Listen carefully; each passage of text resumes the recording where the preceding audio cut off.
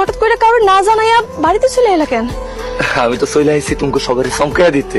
কিরে রাশেদ, তুই কোনো খোঁজ খবর না দিয়া হঠাৎ করে বিদেশ থেকে চলে এলি কেন? আব্বা, আমি যখন শুনছি শিওলির গর্ভে আমার সন্তান আইছে, তখন বিদেশে আমার আর মন টিকতে ছিল না, তাই আমি আর বিদেশে থাকতে পারিনি। কয় মাসে ছুটি লয়ে আইছস? আমি একেবারে দেশে চলে আইছি। মানুষে বিদেশে যাইতে পারে না আর তুই চলে আসছ একেবারে, এটা কোনো কথা? তোর কি মাথা খারাপ হয়ে গেছে? তুই বিদেশ থেকে একবার চলে আসিস কেন? মা, কইলামই তো আমার গর্ভবতী বউয়ের পাশে থাকার জন্য আমি দেশে চলে আইছি। কি ব্যাপার আব্বা আম্মা, তোমরা বাইরে বসে রয়েছো কেন? এখন তো বাইরে বসে রয়েছি, কদিন পরে তো গাছতলে গিয়ে থাকতে হইব। এখন যদি বাড়ি ঘর বিক্রি করে খাওয়া লাগে, গাছ তলে থাকে তার কোনো উপায় নাই। আম্মা, সংসার চালানো নিয়ে তুমি এত চিন্তা করো না তো। এখনকার দিনের মানুষ না খেয়া থাকে না, আর রিজিকের মালিক হইলো আল্লাহ। আমি তো আছি, আমি কোনো না কোনো একটা ব্যবস্থা করুন। তোমার অ্যাকাউন্টে যে টাকাগুলো পাঠাইছি, ওই টাকাগুলোর উপরে ভরসা কইরা আমি বিদেশ থেকে দেশে চলে আইছি, আর সেই টাকাগুলা তুমি খরচ করে ফলাইলা। তুমি হঠাৎ করে এইভাবে বাড়িতে কেন আসছো কও তো? দেখছো না আম্মা আব্বা কিভাবে রাইগা গেছে। আচ্ছা ঠিক আছে, বাড়িতে যখন আসবা তাহলে যখন ছুটি পাইতা তখন আসতা।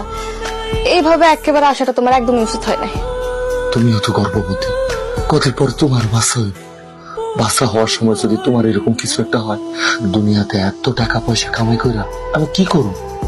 যদি আমি যারে ভালোবাসি, আমার ভালোবাসার মানুষটা আমার কাছে না থাকে। আল্লাহর কাছে লাখ লাখ শুকরিয়া, আমি তোমার মতো একজন স্বামী পাইছি যে আমার এত ভালোবাসে, এত যত্ন করে। এসব তুমি কি করতেছো? বাড়ির মধ্যে কি আর কোনো মানুষ নাই গরুর খাওয়ান দেওয়ার জন্য? এত বড় একটা গরু তোমার শরীরের এই অবস্থায়, ও যদি তোমার একটা গুতা দেয় তাহলে তোমার কি হবে তুমি বুঝতে পারতাছো? আমি কি ইচ্ছা করে সব কাজ করতেছি কও? সকালবেলা আম্মা আব্বা আমার লগে অনেক চিল্লাপাল্লা করতেছিল। বলছে এখন বাড়ির যাবতীয় কাজকর্মের লগে লগে গরু ছাগল হাঁস মুরগি সবকিছু আমার দেখাশোনা করতে হইব। আব্বা আম্মা, তোমাকে কি আক্কেল জ্ঞান করতে কোনো কিছু আছে? আমার বউয়ের শরীরটা খারাপ, ওর পেটে আমার বাচ্চা, তুমি সবই জানো, কিন্তু ওর দিয়া তুমি গরুর কাছে খাওয়াতে পারাইলা কেন? এত